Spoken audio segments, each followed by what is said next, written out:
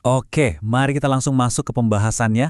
Hari ini kita bakal ngebedah salah satu transformasi paling, ya bisa dibilang paling dramatis dan memicu perdebatan di era modern ini. Kita bakal bahas apa yang sebenarnya lagi terjadi di Al-Ula dan Madain Salih di Arab Saudi. Ulasan kita kali ini benar-benar nyorotin sebuah paradoks yang super menarik. Bayangin aja, ada benturan keras antara masa lalu yang super kelam sama masa depan yang luar biasa ambisius. Penasaran kan? Yuk kita bahas sama-sama. Nah, kontras di wilayah ini tuh bener-bener tajam banget. Coba deh kalian bayangin, sebuah area bersejarah yang selama berabad-abad itu selalu, dan maksud saya selalu, dihindari orang karena rasa takut yang mendalam, sekarang malah dirombak habis-habisan jadi pusat kemewahan modern. Maksudnya, gimana ceritanya dua identitas yang bener-bener ekstrim dan bertolak belakang ini bisa ada di satu tempat yang sama? Nah, persis disitulah letak paradoks yang bakal kita urai bareng-bareng hari ini. Oke, kita masuk ke bagian pertama, ambisi pariwisata visi 2030. Jadi gini, lewat proyek Visi 2030 yang super ambisius itu, pemerintah Arab Saudi itu lagi gencar-gencarnya ngebangun destinasi wisata kelas atas, tepat di wilayah Al-Ula dan Madain Salih ini. Dan kita nggak cuma ngomongin soal bikin jalan atau infrastruktur biasa loh, hamparan gurun pasir kuno yang dulunya sunyi senyap tiba-tiba disulap secara masif jadi resor-resor mewah. Bahkan, tempat ini sekarang sering banget dijadiin lokasi buat festival musik berskala global. Benar-benar sebuah gebrakan yang sangat agresif buat mendominasi pariwisata dunia kan? Tapi ya di tengah semua gemerlap pembangunan megah itu, ada satu pertanyaan krusial yang muncul. Sebenarnya gimana sih pandangan sejarah Islam soal wilayah ini? Nah, mari sejenak kita tarik mundur sedikit dari kemewahan resor dan festival tadi, buat ngelihat perspektif sejarahnya yang ternyata sangat khusyuk, serius, dan jujur aja, syarat akan peringatan. Lanjut ke bagian kedua, sejarah kelam kaum Samud. Kalau kita lihat dari sejarah dan literatur Islam, Al-Ula dan Madain Soleh ini lekat banget kaitannya sama tempat tinggal kaum Thamud di masa lalu. Berdasarkan sumber sejarahnya, wilayah ini secara historis selalu dicap sebagai, tanda kutip, wilayah terkutuk.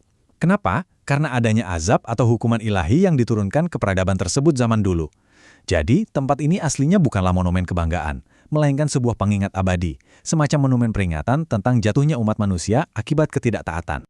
Bahkan nih, ada peringatan yang sangat spesifik dan tegas dari Nabi Muhammad SAW soal tempat ini. Intinya, beliau melarang umatnya masuk ke area ini cuma buat bersenang-senang atau berwisata. Wilayah ini katanya cuma boleh dilewati dengan rasa takut dan tangisan, semata-mata buat pengingat akan azab Allah. Coba pikirin deh, peringatan kenabian ini kan benar-benar nunjukin betapa beratnya beban sejarah dan betapa sakralnya status tanah tersebut, ya kan? Sekarang kita masuk ke bagian ketiga. Kontradiksi nilai dan kebijakan. Nah, dari pertemuan antara sejarah yang sakral dan realitas modern ini, ulasan kita menyoroti 3 poin kritik utama.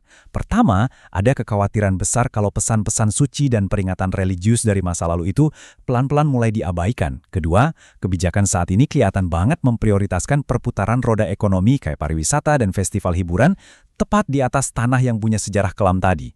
Terus yang ketiga, langkah modernisasi yang masif ini akhirnya dikritik karena dianggap mengesampingkan nilai-nilai penting sejarah kenabian yang udah dijaga selama berabad-abad. Jadi pada akhirnya, materi yang lagi kita bedah ini tuh punya fungsi ganda. Di satu sisi, dia jadi pengingat spiritual yang benar-benar kuat soal sejarah masa lalu. Tapi di sisi lain, ulasan ini juga memuat kritik langsung terhadap arah pembangunan yang lagi berjalan sekarang.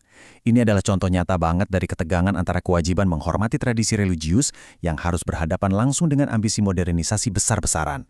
Benturan antara dua dunia di Al-Ula dan Madain Salih ini benar-benar nyata dan kayaknya sih nggak bisa dihindari. Jadi, mari kita renungkan satu pertanyaan mendasar ini. Ketika pembangunan modern yang super megah pada akhirnya bertemu dengan sejarah kelam yang sangat sakral, kira-kira apa ya harga yang harus dibayar dari melupakan masa lalu?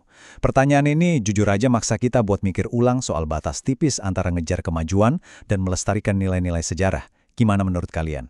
Oke, sekian dulu ulasan kali ini. Terima kasih banyak udah nyimak dan sampai jumpa di pembahasan seru kita berikutnya.